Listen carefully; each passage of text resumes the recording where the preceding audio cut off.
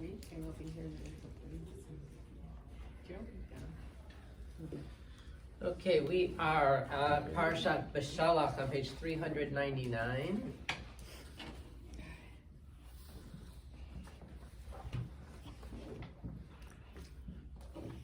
We coming off of the Exodus from Egypt, where it's happened the previous 2 weeks, where with the plagues, and now the Israelites have left. We have basically the Passover story near the end of last week's parsha of them taking the lamb and preparing it, slaughtering it, the blood on the doorpost, and so forth. So now they're already on their way. But when Pharaoh let the people go, God did not lead them by way of the land of the Philistines, though it was nearer. For God said, the people may have a change of heart when they see war and return to Egypt. So God led the people round about by way of the wilderness of the Sea of Reeds. So there are a couple of different maps that you can find. I think if we looked in the back, we'd see a couple of different routes that are potentially how the Israelites would have gone. Let's see. Yeah. If you come in from the back, there's an index and a glossary, and then there's a few sort of slick pages. The second one from the front of the book gives a couple of different maps. You turn it sideways, and it shows where Ramses was, and then it says possible northern Exodus route, traditional Exodus route coming down this way. There's a couple of different possibilities. If they had stayed up towards the north, it would have been the way towards the land of the Philistines. So some potentials, who knows exactly. Richard Elliott Friedman has come out recently, I don't know if I shared this, come out recently with sort of some evolved theories about the formation of the peoples of Israel, and the idea that there was a group, most likely the Levites, who left Egypt, right? That there was some group that had been in Egypt, and it was probably the Levites, he says. They were educated, they were literate, and they were the ones that then entered into the land and coalesced a bunch of other tribes and all together to form what we might know now as the people of Israel. And so you see that's why they play such a prominent role within the text, within the Torah, of all the sacrifices and things like that. I haven't read his book yet, but I heard him do a bit of a lecture on it. And so giving some idea to, yes, there was an exodus, there was a group of people that left Egypt. Who knows exactly what route they took, but that the maps show some different possibilities. Now the Israelites went up armed out of the land of Egypt. And our first source on these handouts, we're going to look at that text.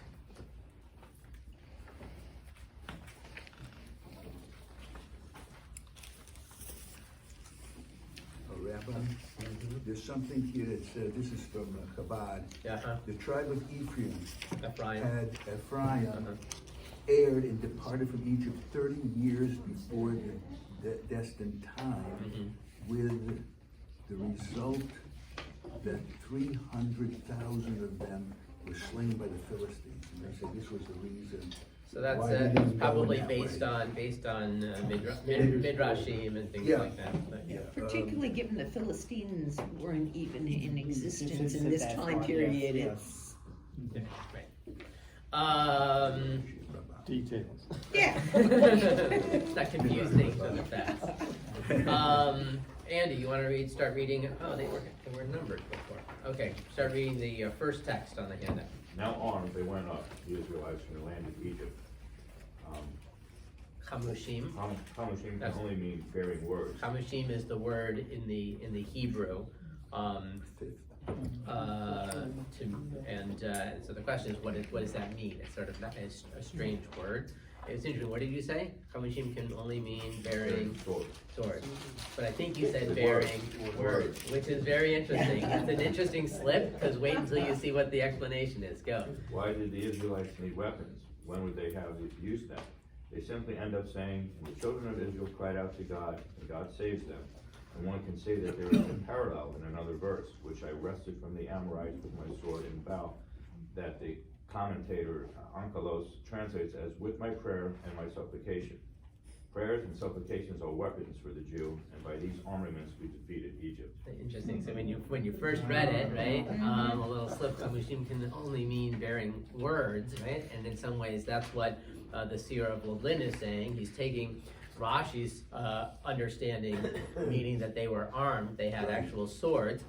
And I'm sure that if Rashi's saying Chumashim can only mean bearing swords, he's reacting to other comments that are saying it means something else, right? And because usually he just sort of states what he's, with his opinion. And so he must be thinking, he must be reacting to other thoughts that it could mean something else. And the seer of Lynn probably getting from those places where it actually is words, right? Onkelos, which is the most famous, if you will, one of the most famous translations of the Torah. The Torah was translated into Aramaic, and Aramaic was the language of the people at the time in Babylonia, and so of course they needed a translation just like we do if people didn't read Hebrew. So Onkelos, or as some people call him Uncle Lewis, translated it, and his translation says, with my prayer and my supplication, even though the text could literally mean my sword and bow, and that our prayers and our supplications are our weapons, they are our tools, right? And I think that other questions is why would he starts off, why would they even need weapons if God's gonna do all the fighting for them, right? All they have to do is cry out, right? All they have to do is cry out, and then God's gonna take care of things for them. So you don't really need weapons, you need more the prayers, right? And it's in some ways we always find that we need a little bit of both of those. Rabbi, according to Rashi here, this is in Chabad again, it says Chamushi means armed. Another interpretation, 1 in 5, Chamesh, among the children of Israel came out of Egypt. 4/5 died during the days of darkness. Right. And they go on and talk about 1/5, 1/50th, 1/500th, right? There's a lot of translations. We're gonna find if we keep looking at other sources, we're gonna be here forever. Okay. So good. Ben, you want to go on in the text, verse 19. And Moses took with him the bones of Joseph. Sorry, one second, let me make sure everybody's with us. Page 400.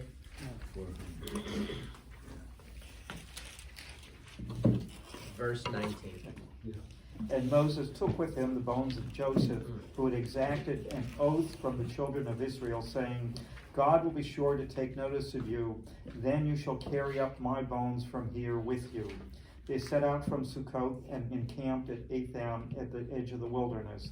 The Lord went before them in a pillar of cloud by day to guide them along the way, and in a pillar of fire by night to give them light, that they might travel day and night. The pillar of cloud by day and the pillar of fire by night did not depart from before the people. The Lord said to Moses, tell the Israelites to turn back and encamp before the Pi-haroth between Migdol and the sea, before Baal-Zephon, and you shall encamp facing it by the sea. Pharaoh will say of the Israelites, they are astray in the land. Astray in the land. The wilderness has closed in on them. Then I will stiffen Pharaoh's heart, and he will pursue them, that I may gain glory through Pharaoh and all his host, and the Egyptians shall know that I am the Lord. And they did so. When the king of Egypt was told that the people had fled, Pharaoh and his courtiers had a change of heart about the people and said, what is this we've done, releasing Israel from our service? He ordered his chariot and took his men with him.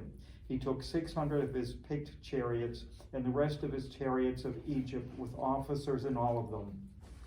The Lord stiffened the heart of Pharaoh, king of Egypt, and he gave chase to the Israelites. As the Israelites were departing defiantly, the Egyptians gave chase to them, and all the chariot horses of Pharaoh, his horsemen, and his warriors overtook them and camped by the sea near Pi-hahiroth before Baal-zephon. Okay, so here we have, right, the Israelites have left, and and excuse me, and as God has said numerous times, right, I'm going to, we often translate, I'm going to harden Pharaoh's heart, right? And we struggle with that. We've talked about it a number of times, but in some ways, just to take one more stab at it, the two words that are used, in this instance, the word that's being used over time is basically chazak, right? I will strengthen Pharaoh's heart, right?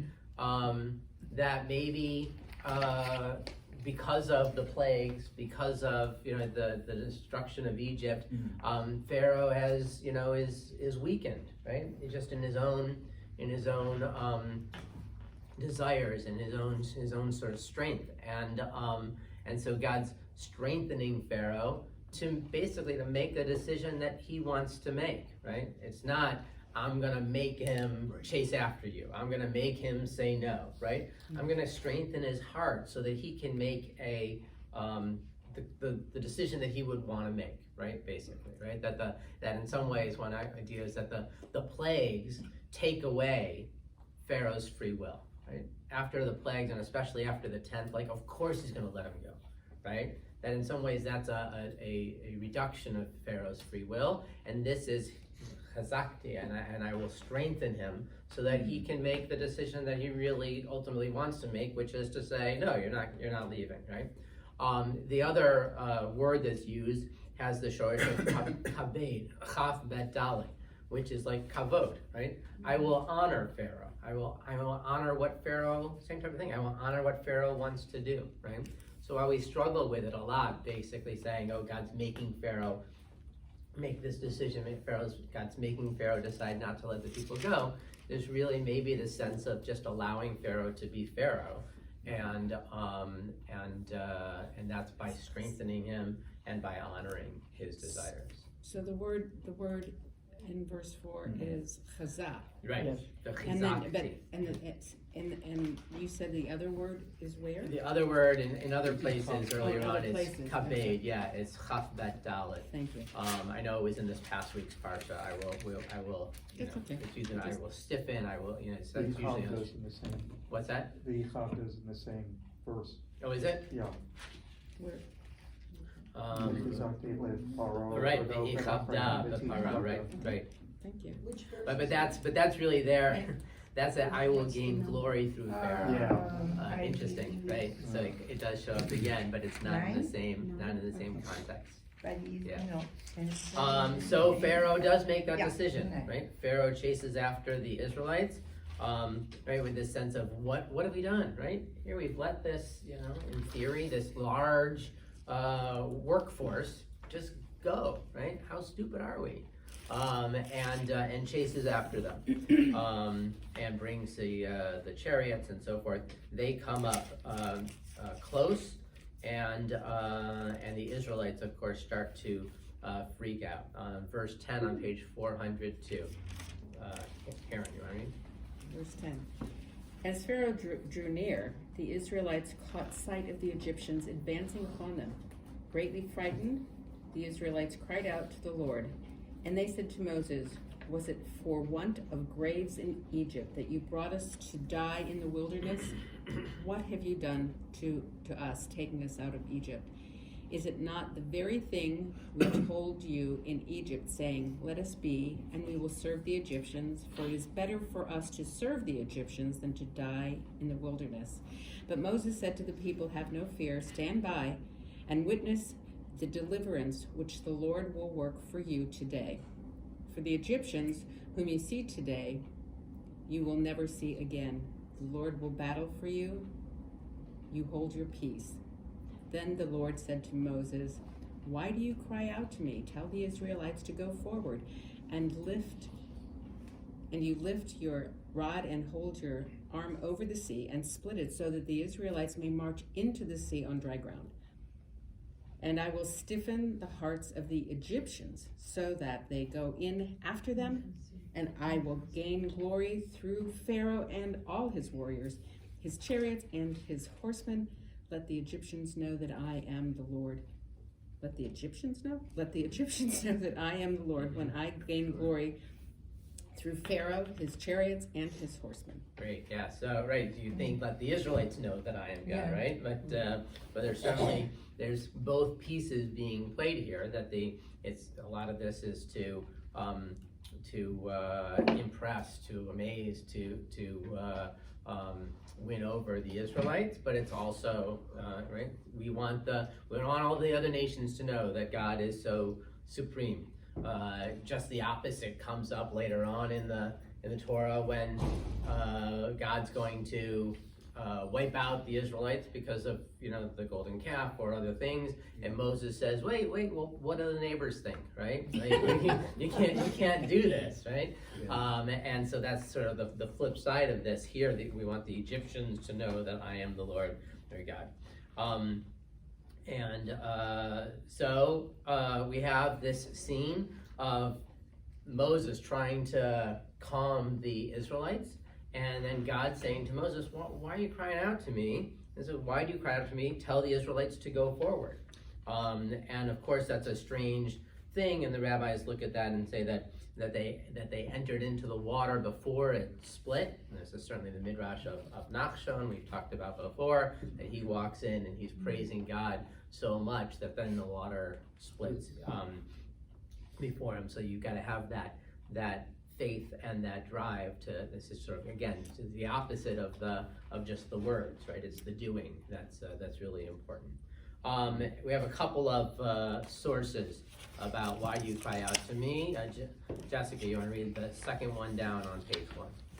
Why do you cry out to me? Why does Moses cry out to God? Did he not know that God would fulfill the promise to bring a plague upon Egypt at the sea?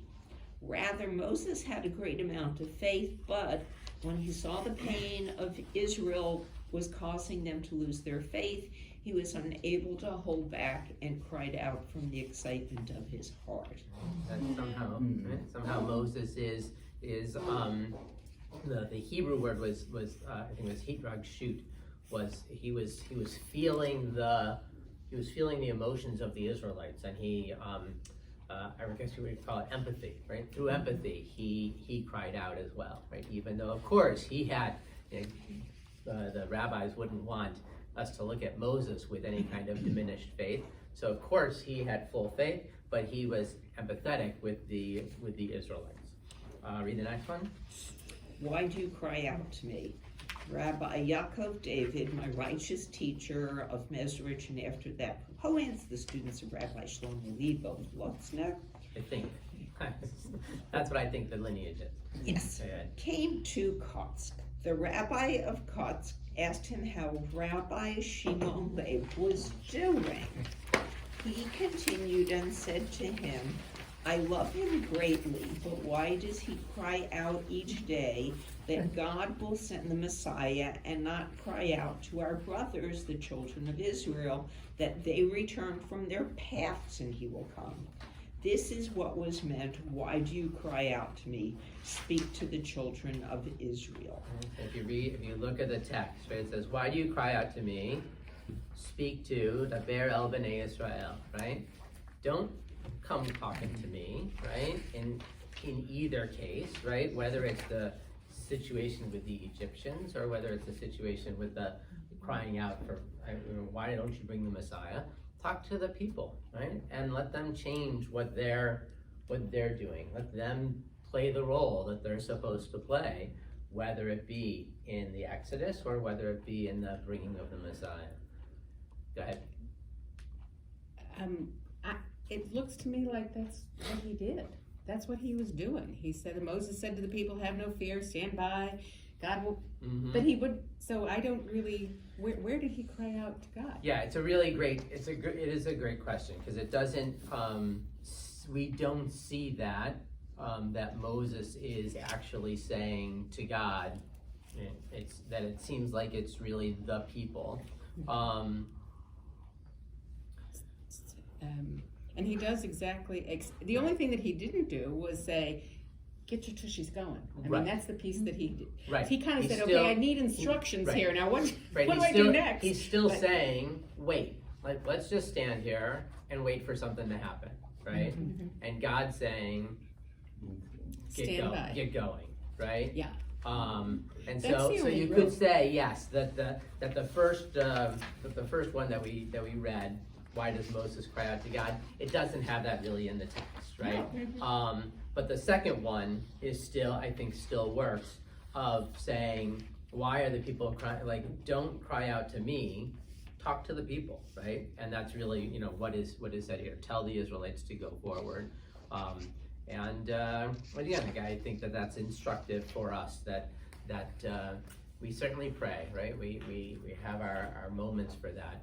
But there's a lot of doing that we have to be involved in as well. He's looking at a situation where the water is right there. He's Right in talking front to of them. He's directing them into the water, as Right. it were. Yep. I mean, it's a pretty hard decision. I understand why they stopped. Oh, sure, right? You know, and you could imagine, right, that at some point, even if they were still afraid, right, if it's a choice between just standing on the shore and having the Egyptians come and start attacking them, or getting into the water, even if you're going to have to try and swim, like you can imagine just saying, I mean, I think that the thinking was that there was, they could see the other side maybe, but that this was, so that swimming wasn't really an option, right? They would probably still try, right? You would still have to try, so yeah, they're right on the cusp of it. They're right facing the biggest, the biggest obstacle that they've ever had in front of them. And if you go back to the very first part about what kind of weapons you have to Mhm. defend yourself, at this point, Floaties. there is no physical material weapon that would really defend them against the Egyptians. They had to have that faith, Right. that belief. That is what's going to carry them. Right. The only thing that would have helped right now is floaties. Noodles. a life raft of some sort, right?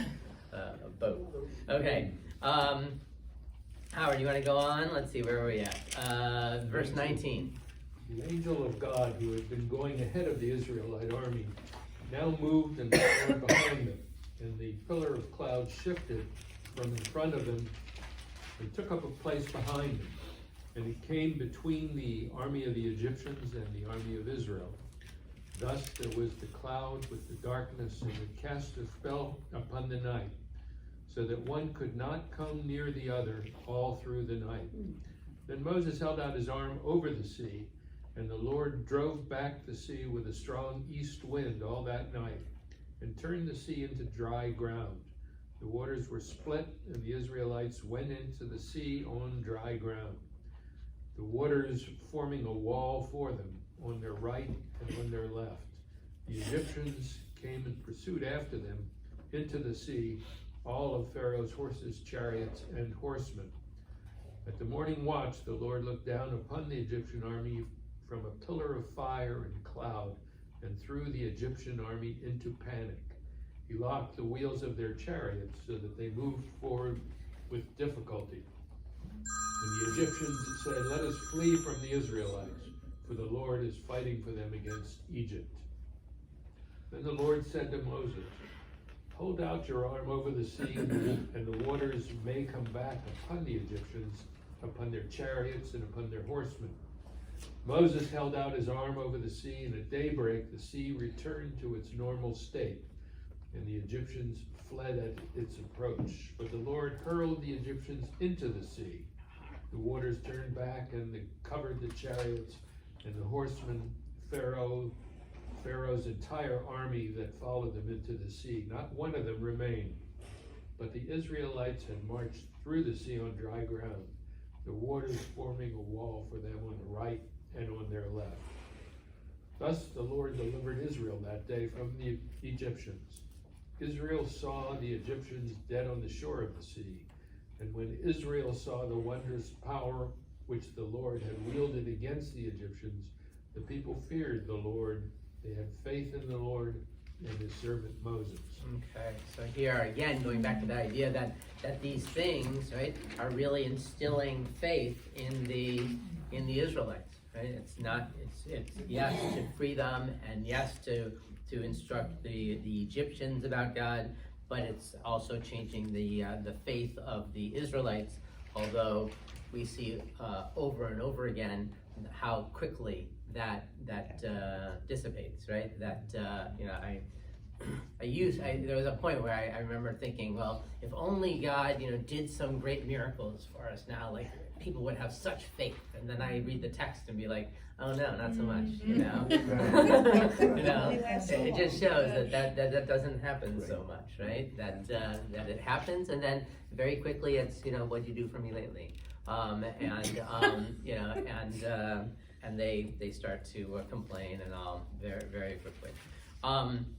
So the angel of God, so there's some idea that there's this angel who'd been leading them, and it moves now from in front of them to behind, and it takes up that place, and it really ends up being that barrier between the Israelites and the Egyptians, and it keeps them, says that no one could come near each other all through the night. It keeps them separate from each other. So let's look at this idea of that moving from in front to behind. The Kedushas Levi on page 2. Mara, you want to read that? Oh, sure. I love this. It is a known fact, I wonder how they know, Yeah, right. that the angels are spiritually superior to Israel due to their inherent holiness. However, whenever God displays his love for his people, the Israelites become transported to a spiritually higher stature than the angels. At the time when God split the Sea of Reeds, the Israelites ascended to a higher level of holiness than even the highest ranking angels. This is the deeper meaning of the line that whereas at the beginning of the Israelites' journey, the angel traveled ahead of them, by the time they had reached the shores of the Sea of Reeds, the angel of God took up his position behind them. Right, so that's showing that if you're leading the way, if you will, right? So if you're in a higher and elevated place, the angel was in front, and then once God would continue to show mercy and love and all that for the Israelites, then the angel's place was after the Israelites. The Israelites had this more elevated status than the angels at this point. Rashi had a lot of animosity towards the notion of angels. I presume because of commentary like this. Well, this comes a lot after Rashi, but Does it? yeah. Well, he comes out, talking about the Haggadah and all the liturgy that's associated with angels and stuff. He's very vehement about there were no angels. Right. God did it himself. That why?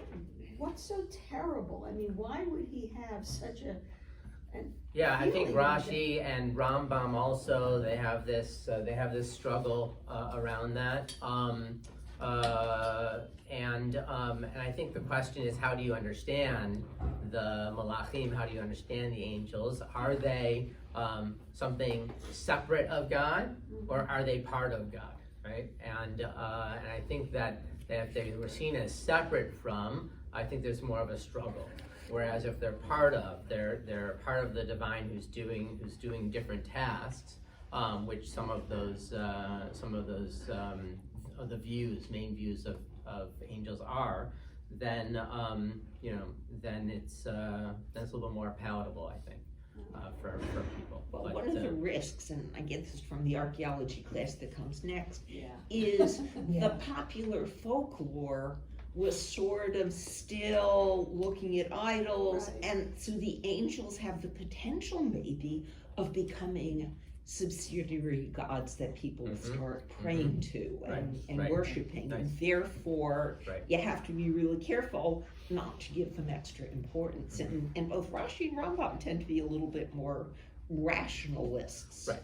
Right, and that's again others. part of the Yeah. idea that if they're separate from God and sort of doing their own will, then your the ability or the idea to praise them and all, right, as opposed to all glory is due to God, right? And so I think you're right, that there's that tension there. And you think about Catholicism where people pray to saints, well, you know, how different is that than people moving on saying, well, you know, the angels are true, maybe the angels can intervene for me, so. Rabbi, if they were slaves in Egypt, which they were, Mm-hmm. why does the commentary keep saying they're Israelites and give them a comment that they are strong people? If you're slaves, you're not really basically people. You keep saying Israelites, it's Israelites in the text. Right. I'm not sure exactly understanding. If you're slavery, you don't want the people to feel as if they're a people, an actual organization. But, Right. And it keeps saying that all the time. Yeah. So the part of the question could be is whose perspective are we looking at it from? Right. From God's perspective and the Israelites' perspective, they were a people. Right. From the Egyptians' perspective, maybe they're just a part of all the peoples that they have enslaved. Which the tradition says that there are others as well. Right? It wasn't just the Israelites, but also they may have seen this group as somehow separate. It probably isn't a new thing, right? In our time and in recent generations, right? For Jews to congregate together, right? When we end up in moving to new places, you end up right in the same areas, right? We have here in the text, right, with Goshen, that's where the Israelites lived. So maybe there was some sense that a group of people with specific, with their own rituals, with their own beliefs, were a separate people. It's an interesting question. When's the first, and we could go back and look, when's the first time where they're called the Israelites? It's probably right near the beginning of the book of Shemot, because they're not that until they were, Bnei Israel, the children of Israel. That's how they are in the Hebrew the whole time. We translate it as the Israelites, but it's really the children of Israel, right? So some sense that they come from that lineage. So we had within that section that we read also the line that they did not come near the other all through the night. And I think that the pshat, the simple understanding, is that the Egyptians and the Israelites, right, didn't come near each other. They have this angel in between. All right, you want to read the next one as well on page 3? Okay. Let's see. The ministering angels requested to say a song. God said to them, the works of my hand are drowning in the sea, and you are going to say a song? Okay, so this is one that maybe people have heard something similar to in the past, right? The angels, right, see this happening, and they want to share praise, right? They want to sing to God. They want to, right, rejoice about this happening. And God says, wait a second. My handiwork, right? The work of my hands, these people are drowning, right? They're the Egyptians, yes, right? But they're drowning in the sea. And you're going to say a song, right? How does that work? Okay, go ahead. The fundamentals of permitting are in reference to the angels of whom, when they say a song, it says, and they called one to another and said, and here it is written, they did not come near each other the whole night. Okay, so when we think about the Kedusha, right? We say, and it's right. It's this idea. It's coming from a text in Tanakh, right, where the angels say to one another, right, and we do a physical, right, explanation of the expression of this, right, and it says "V'kara zeh el zeh ve'amar," right, when we're ready for the angels say one to another, right, so just as a way to continue to enhance maybe some of our own prayer experiences, is what does that mean if we've got somebody, ideally, right, there's people around us, right, and we turn, right, not necessarily facing them, but from one angel to another angel, right, and we're bringing everybody together when saying this prayer. So this is how they do it, right, and so they're so he is playing on is where it says they did not come near one another all through the night, and it's got very similar language. Okay, go on. And the commentators wonder about Moses and the people who say a song, and also in Proverbs chapter 11 verse 10 it says, when the wicked perish there are shouts of joy. We're going to read on the next page in just a minute that the Israelites sing a song, right? And here's God saying to the angels, you're not supposed to, right? We're going to see why. We'll see some of the reasonings why it might be okay in just a minute. But at least we'll have that problem out there. Why is this song in the text about singing? That they sing, and also in Proverbs, right, where it says, "When the wicked perish, there are shouts of joy." Okay, go on. And it's one of the oldest texts in the Bible, according to Friedman. Oh yeah. That and the Song of Deborah, the two oldest texts in the Bible. Is what is The Song of the Sea Song of and the the Sea. Song of Okay. Deborah. And he goes on and on and on about it. And you can read, I'm in the middle of the book, so it's really good. Oh, okay, great. This is the song. Is that his new one, you mean? Yeah, Okay. Exodus, Oh, yeah. yeah. But now I have to go back and read his older ones, Right. because he cites all the scholars. You can find the answer to any question you've always wanted to know about the Bible just from his bibliography. Oh yeah, nice. Because it'll get you to other sources. Oh that you cool. wanna I'll have to get it. Okay, and here it is explained. A sick person that is operated on, even if the doctor has faith of success and expects the person to recover from his illness, still, at the time of the surgery, is not a place for joy. For in the end, the time of the surgery is a time of seriousness. You can say that again. This is the idea of the establishment of the mitzvot. You will erase wickedness from your midst. So that it is necessary to bring eternal healing in every place, that there is a time of surgery is not the time to sing in joy. And this is what's meant. The works of my hands are drowning in the sea in present tense, even though this is eliminating evil. But in the time it is happening, it is not a place for joy. Afterwards, after the surgery, Moses and the children of Israel sang. So he's looking at, so his answer here is the timing of it, He must have right? been a physician, I assume. I don't know, maybe, right? His answer to that question, and there are other answers. His answer to that question is, it's a matter of timing, right? There is an appropriate time, right? And there is I would say a reasonable emotion, right? Where we are glad, right, at the downfall of our enemies, right? And to say that in reflection of that downfall, there shouldn't be allowed to have some sense of joy, doesn't recognize a natural human emotion. But at the moment, right, in the time that it's happening, right, hold off a little bit, right? There's a time and a place for everything, basically, he's saying here, right? Another explanation that's given as to why God says to the angels, no, don't sing, is it says that it didn't happen to you, right? The slavery and even the Exodus, it's not happening to you, it's happening to the Israelites, right? The Israelites have room to sing, right? But you, not necessarily in a literal sense, but you should be above that, right? You're beyond that. You're not the ones who were in slavery. You're not the ones who were freed. You're not the ones to sing. Right? It's the Israelites. So yes, it's appropriate for them to have that song. So those are two major answers that are given.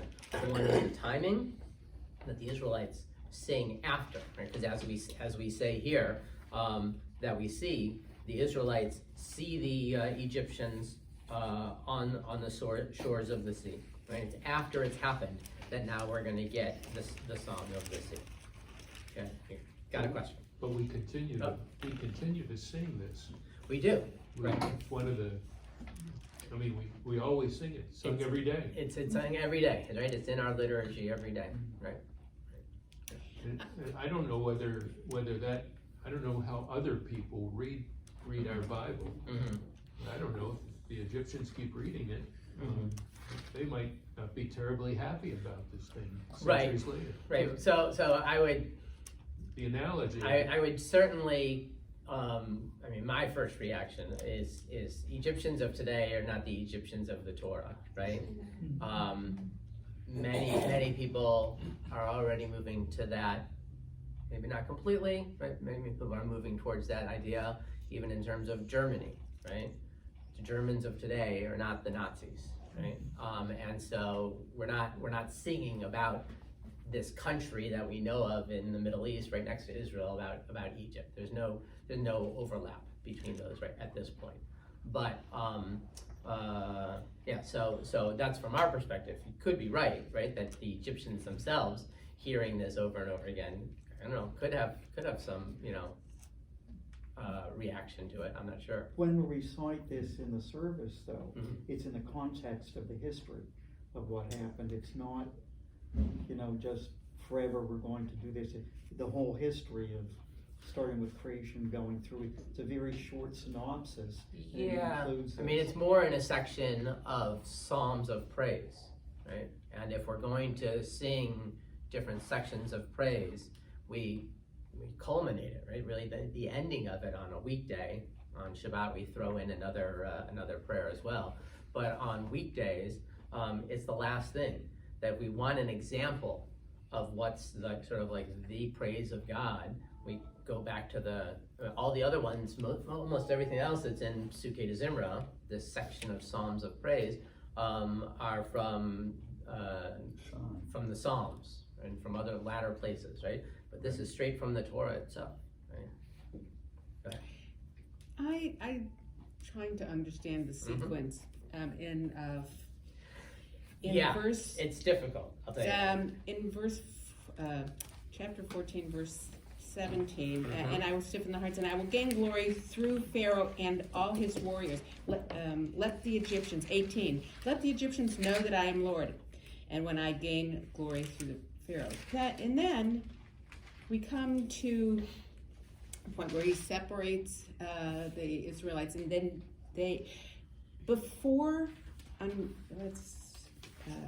it is in chapter 25. The Egyptians said, "Let us flee from the Israelites, and the Lord is fighting for them against Egypt." Mhm. So they have free will. Right? They decide, this God is so great, and so he's achieved his goal. Right. But then he tosses them into the sea and kills them. Right. So I'm trying to understand that thing. Yep. This is very Right. cruel. There's a lot of things to try and unpack and try and find some reconciliation with. So one way that it's seen is when it says that they flee, let us flee, right? That they're in the sea, right? That they're in the midst of these walls, right? And they're like, right? This is not going to end well for us. Let's go back, right?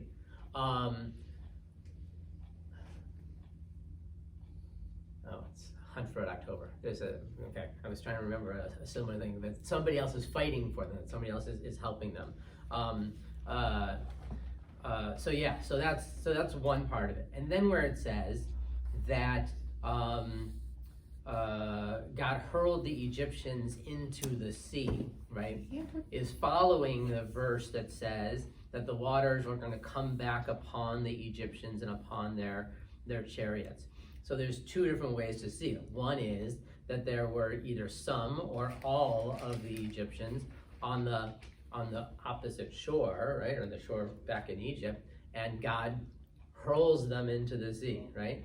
Or it could just be that when the water comes back upon them, right, that same idea, that's when they're not hurled into the sea, but rather they end up in the water. However it happens, Right. They have said, "Oh my, this is a big God. I think that we really need to turn back because Right. the power, which is what earlier God said He wanted from them, Right. and whether He just tells Moses just let the water go on them, or whether He hurls them, however you cut it, Right. it's really kind of a lousy deal. It could have just said, "Look, God, leave well enough alone.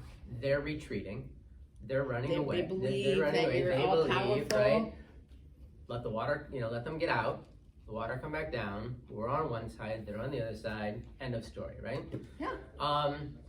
Yes. But there's also a long history for each of the well, most of the plagues, where, oh yeah, here's a plague, let's let them go. As soon as the plague's over, let's right, go right, in. right. So, Right, the fear that, okay, right now, they're fine being on the other side of the water, but maybe there's gonna come a time that they're going to find another way around, right, and continue to pursue after us. Oh, yeah. yeah. So you're salting the Absolutely. earth kind of thing, if you're making Yeah. sure that there's no way that they're gonna come after them in the future, is that your, Yeah, where you're going I with mean, that? Well, yeah, they've just I got mean, a very long look, history it's of not, what you're not asking living up to their word. is not unreasonable if we think about even in modern times, right? If you're being pursued, right, an attacker, and that attacker turns around and goes the other way, are you able to then, right?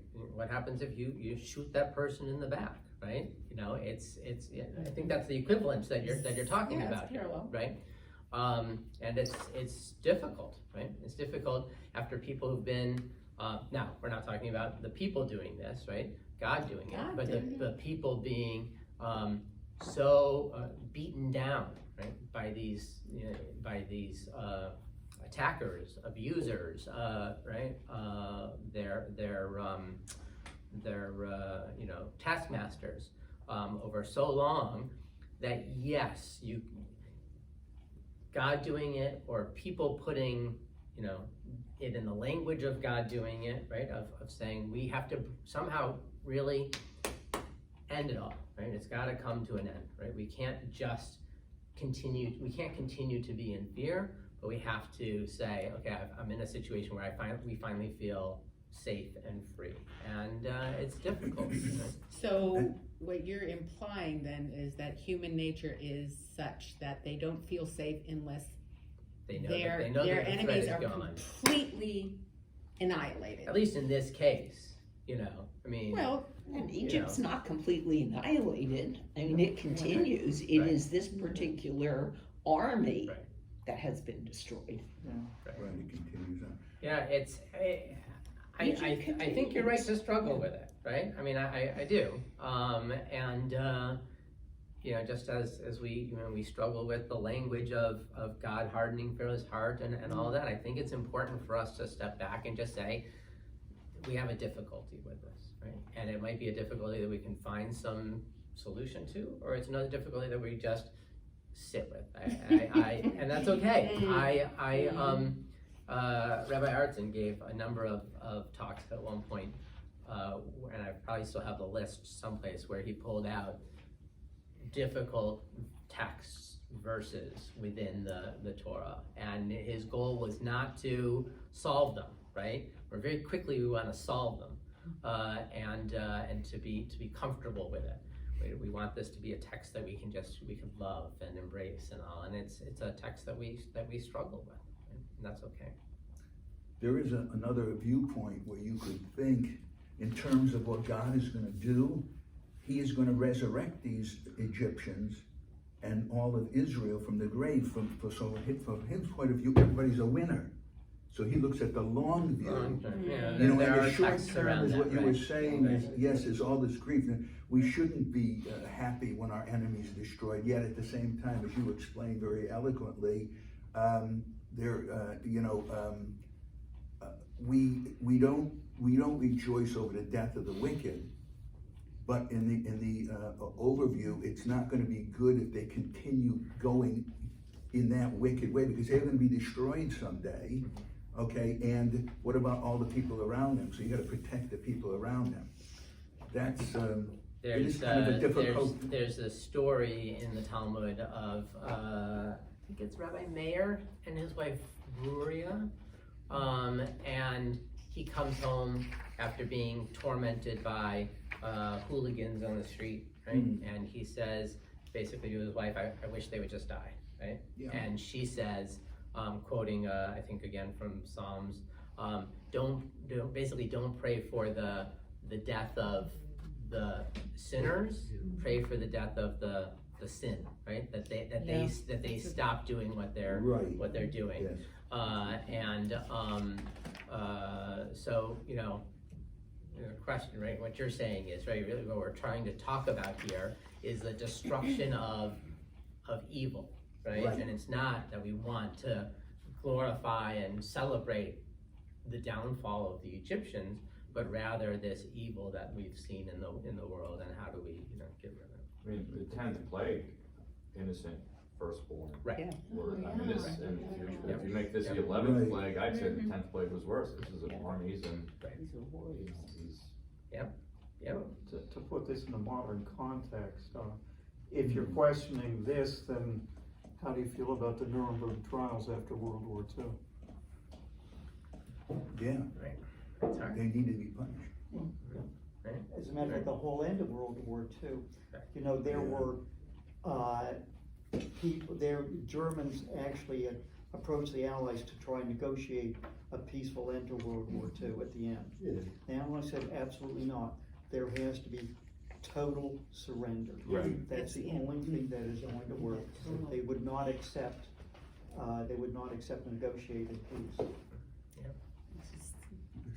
Everybody drowned in the sea. Right. Right, Right. yeah, Yeah. yeah, except there wasn't the sea hand. Yeah. Right. Yeah, it's It's human nature. Well, that's, Yeah, but but we're talking but about so God's at what words. expense, though? I mean, these were these were Egyptians, but they were human souls, they were, there's human nature and a lot of things that we try and fight against, right? That we try and say, okay, yes, that's human nature, but we're going to rise above that, right? And that's a struggle, right?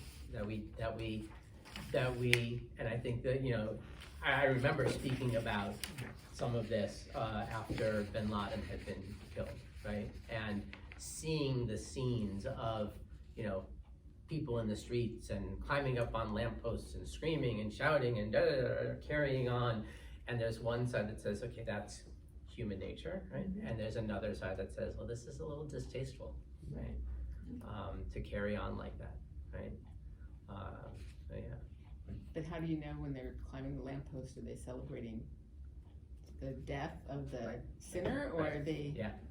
But they're really, the thing about sin is that there's really no way entirely because that's the sinful part of our nature is something we always struggle To eradicate. against. There's no way to So- eradicate. right, Sometimes entirely, the right. only, where the possibility is the only way to eradicate it is to get rid of the person, right? Well, that's human nature. You Right. connect that, if the head rolls, that's the end of it. Right. But that's not, But that's I mean,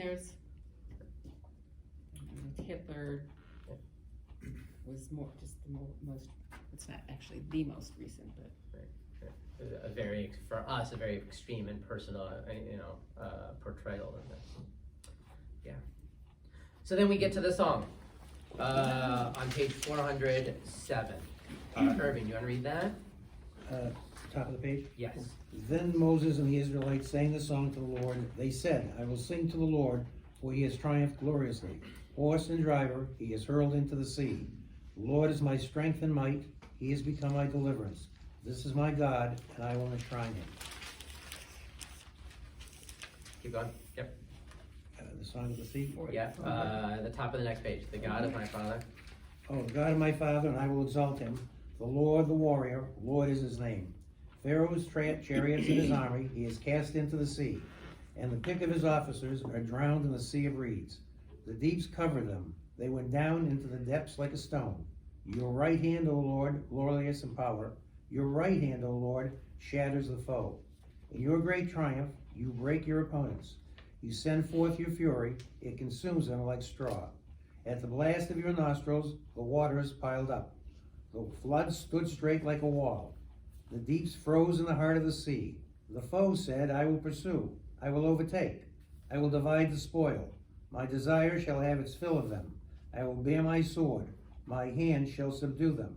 You made your wind blow, the sea covered them. They sank like lead in the majestic waters. Who is like you, O Lord, among the celestials? Who is like you, majestic in holiness, awesome in splendor, working wonders? You put out your right hand, the earth swallowed them. In your love you lead the people you redeemed. In your strength you guide them to your holy abode. The peoples hear, they tremble. Agony grips the dwellers in Philistia. Now are the clans of Edom dismayed. The tribes of Moab, trembling grips them. All the dwellers in Canaan are aghast. Terror and dread descend upon them. To the might of your arm they are still as stone. Till your people cross over, O Lord, till your people cross whom you have ransomed. You will bring them and plant them in your own mountain, the place you made to dwell in, O Lord, the sanctuary, O Lord, which your hands established. The Lord will reign forever and ever. That's the sea.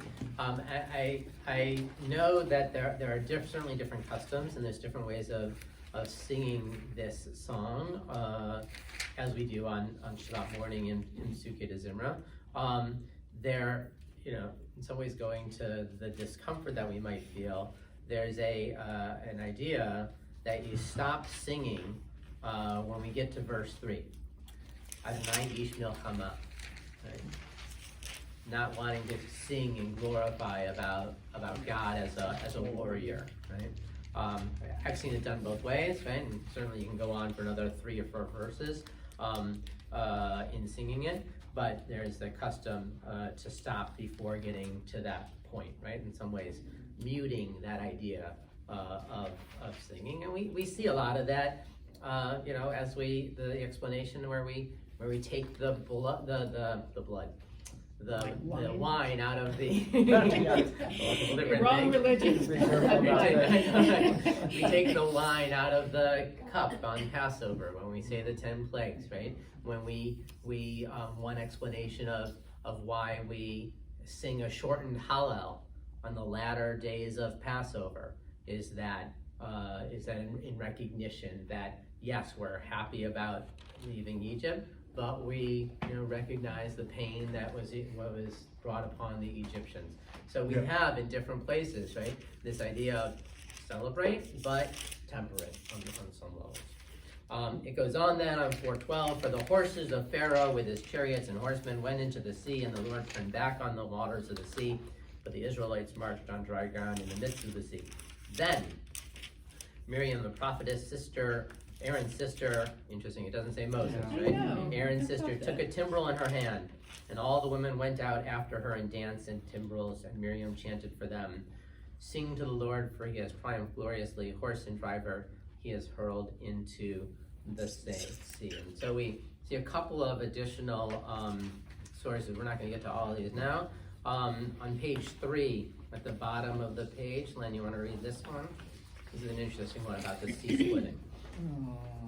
The name of Rabbi Eliezer. Uh-huh. Rabbi Eliezer said, on the day when he said, let the waters be gathered together, on that very day were the waters congealed, and they were made into 12 valleys, corresponding to the 12 tribes, and they were made into walls of water between each path, and the people perceived one another, and they saw the Holy One, blessed be he, walking before them, but the heels of his feet they did not see, as it is said, your way was in the sea, and your paths in the great waters, and your footsteps were not known. So one explanation, one view, right, is first of all that the sea splitting in some ways was ordained, was planned back at the time of creation, right?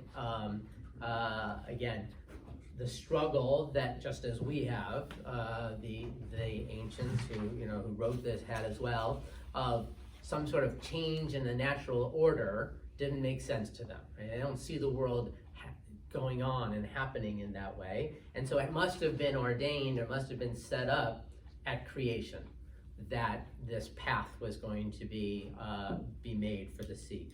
But it's not just one, right? We all have this vision for the most part, right? Maybe it's coming from Charlton Heston and of one path, and everybody walks through it. But one teaching, right, and mostly a Hasidic teaching, is that there were 12 different paths, right? One for each tribe. Each tribe had a different path, and I like the idea that we could extend that even more. Each person has their own path, right? Each person really needed to be redeemed in their own way, right? In their own path. And then part of that, it goes on. It says that they didn't see the heels of the person in front of them, right? And that would possibly go to the idea that each person walked in their own path, but also that they were they weren't worried, like, am I gonna stumble, what's going on? There's I forget, there's some story about how as they're walking through, there's two Israelites who are like grumbling to each other. Oh, it's hot out, and oh, it's muddy, and da da da da, and they get through the sea and have completely missed the experience, right? The awesomeness of it, because they were right engaged in this, grumbling and whatever else. They were looking down, right? They weren't looking and experiencing what was happening as well. So a couple different things in here. And then we have the last one that we'll look at today is, I think this is the one, about Miriam. Because she leads the people in sing, or specifically the women in singing. I'll just read that on page 4 here from Ein Yaakov. Ein Yaakov is basically a compilation of the Agadah, more the stories from the Talmud. So it takes out all the halachic stuff, all the legal stuff, and just leaves the stories behind. So it says, and so also do we find in connection with good deeds. Miriam waited for Moses once, as it said, and his sister placed herself afar off. Therefore did all Israel wait for her 7 days in the wild forest. As it is said, and Miriam was up without the camp 7 days. The people did not step forward until Miriam was brought in again. And so just as and sort of there's this, you do something, and there's some sort of parallel reward. Right? Miriam waited for Moses, stood by as he was in the water, and the people wait when she's stricken with sara'at, what we call leprosy. We usually translate as that. She's outside of the camp, and they wait for her before moving on. Joseph took upon himself the duty of interring his father, and there was none equal to Joseph among his brothers, as it said, and Joseph went up to bury his father. So that's the story of when Jacob says, bury me in Canaan. Joseph does that. And who is greater than Joseph, who was in return attended by Moses? We saw back at the beginning of the parsha, Moses merited to take care of the bones of Joseph, and there was none greater in Israel than Moses. As it said, and Moses took the bones of Joseph with him. Who is greater than Moses? Whom none else but the Shekhinah attended after his death. The tradition is that God then, and sort of like Joseph takes care of his father Jacob, Moses takes care of Joseph, and so who's going to then take care of Moses in his death? It's going to be the Shekhinah. As it said, and he buried him in the valley. Not only of Moses alone is this said, but it includes all the righteous, as it said, and before you shall go your righteousness, the glory of the Lord shall be your reward. That in some ways God accompanies those who are righteous in their passing and in their burial, and just an idea that we can try and find where the things that we do have their rewards in different ways later on. So some wonderful conversation. Thank you all very much. Really great. Thank you. Don't worry, I don't have novel coronaviruses, allergies. What's that, Andy? I was hoping that was